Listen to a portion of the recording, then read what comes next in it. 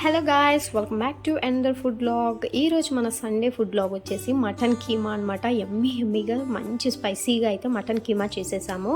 ఇది చిన్న వాళ్ళైనా పెద్దవాళ్ళైనా మంచిగా తినేయచ్చు, ఎందుకంటే సాఫ్ట్గా కుక్ అవుతుంది. ఇక పిల్లలు అయితే పెద్ద పెద్ద పీసులు తినలేక ఇబ్బంది పడతారు, వాళ్ళకి అందాల్సిన ప్రోటీన్ అయితే సరిగ్గా అందదు. సో ఈ విధంగా కీమా టైప్లో చేసేసి పిల్లలకి పెట్టండి, చాలా హెల్దీ అనమాట. వాళ్ళకి వెళ్ళే ప్రోటీన్స్ కానీ మిగతావి మంచిగా వెళ్ళిపోతున్నాయి. సో ఈ విధంగా అయితే మటన్ని కొట్టించేసుకొని ఇంటికి తీసుకొచ్చి ఒక 4 times కానీ మంచిగా శుభ్రంగా వాష్ చేసేసుకోవాలి. ఇది కుక్కర్లో చేసుకుంటే బెటర్ అండి. మామూలు ప్యాన్లో కూడా ఉడుకుతుంది, కాకపోతే కుక్కర్లో అయితే ఇంకా సాఫ్ట్గా ఉడుకుతుంది. సో కుక్కర్లో చేసుకోండి. ఇప్పుడైతే ఆయిల్ పోసేసుకొని ఉల్లిపాయలు పచ్చిమిర్చి వేసేసి మనం కొట్టించుకున్న మటన్ కీమాని అయితే వేసుకొని మంచిగా ఫ్రై చేసుకోవాలి ఆయిల్లో.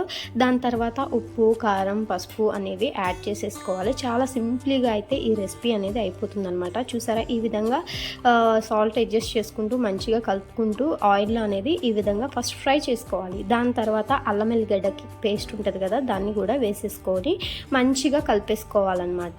ఈ విధంగా కలపడం వల్ల మంచిగా పడుతుంది, కీమా అనేది చాలా టేస్టీగా వస్తుంది. సో దీంట్లోకి 1 గ్లాస్ వరకు అయితే వాటర్ని కూడా యాడ్ చేసేసుకోవాలి.